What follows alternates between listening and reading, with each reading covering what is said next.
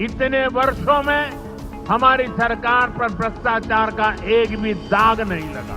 RJD का भ्रष्टाचार तो बिहार का बच्चा बच्चा जानता है। संविधान हर जनप्रतिनिधि से ईमानदारी और पारदर्शिता की उम्मीद करता है। ये आरजेडी वाले, ये कांग्रेस वाले, ये लेफ्ट वाले इस कानून का विरोध कर रहे हैं। ये बहुत गुस्से में है। भ्रष्टाचार से मुक्त होने का संकल्प देश के कोटि कोटि लोगों का है।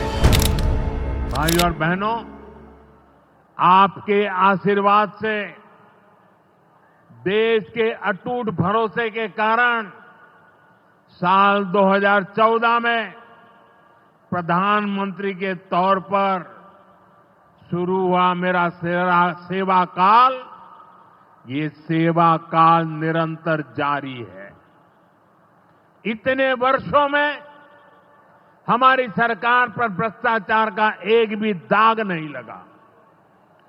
जबकि आजादी के बाद कांग्रेस की सरकारें जो 60-65 साल तक सरकार में रही है, उनके भ्रष्टाचार की लंबी लिस्ट है। आरजेडी का भ्रष्टाचार तो बिहार का बच्चा बच्चा जानता है।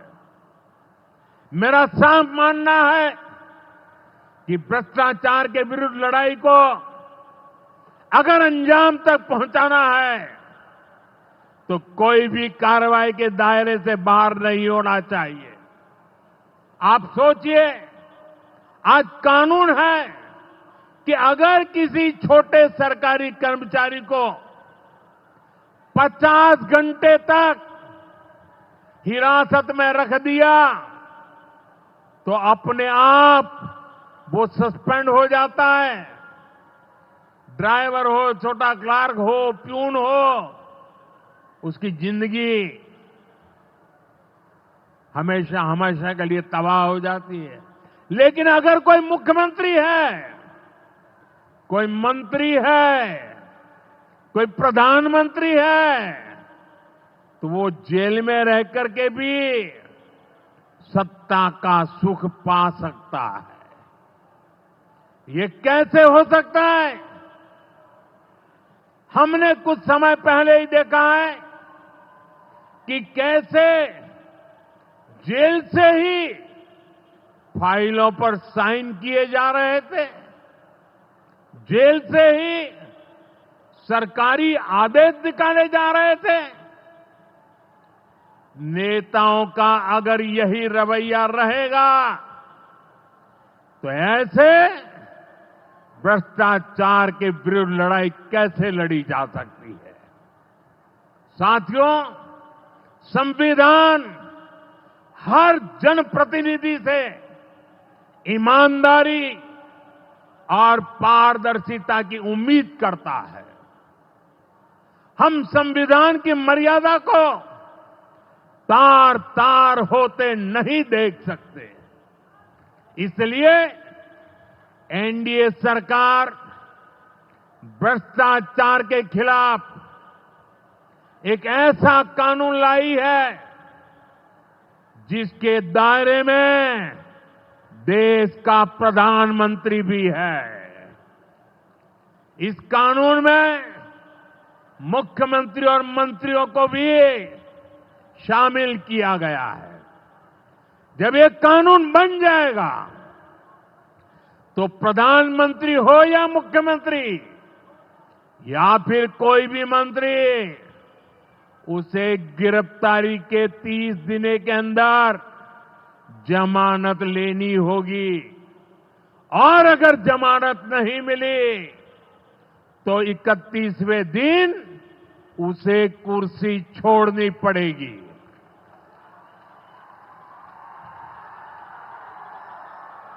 आप कहिए भाइयों, जो जेल जाए उसने कुर्सी छोड़नी चाहिए कि नहीं छोड़नी चाहिए? क्या वो कुर्सी पर बैठे रह सकता है क्या? क्या वो सरकारी फाइलों पे साइन कर सकता है क्या? क्या जेल में से कोई सरकार चला सकता है क्या? और इसलिए ऐसा सख्त कानून बनाने की तरफ हम आगे बढ़ रहे हैं। लेकिन साथियों, ये आरजेडी वाले, ये कांग्रेस वाले, ये लेफ्ट वाले इस कानून का विरोध कर रहे हैं। ये बहुत गुस्से में है और कौन नहीं जानता उनको किस बात का डर है। जिसने पाप किया होता है वो अपने पाप को दूसरों से छुपाता है, लेकिन खुद को भीतर से जानता है कि क्या खेल खेला है। इन सब का भी यही हिसाब है। ये आरजेडी और कांग्रेस वाले कोई बेल पर बाहर है, कोई रेल के खेल में अदालत के चक्कर लगा रहा है, और जो जमानत पे बाहर घूम रहे हैं भी आज इस कानून का विरोध कर रहे हैं। इन्हें लगता है कि अगर जेल चले गए तो इनके सारे सपने चकनाचूर हो जाएंगे, और इसलिए सुबह शाम ये लोग मोदी को भांति भांति की गाली दे रहे हैं और इतने बौखलाए हुए हैं कि इस जनहित के कानून का विरोध कर रहे हैं। हमारे राजेंद्र बाबू, बाबा साहब आंबेडकर ने कभी सोचा भी नहीं था, कभी कल्पना भी नहीं की होगी कि सत्ता के भूखे लोग भ्रष्टाचार करेंगे और जेल जाने पर भी कुर्सी से चिपके रहेंगे। लेकिन अब भ्रष्टाचारी जेल भी जाएगा और उसकी कुर्सी भी जाएगी। भारत को भ्रष्टाचार से मुक्त होने का संकल्प देश के कोटि कोटि लोगों का है। ये संकल्प सिद्ध होकर रहेगा।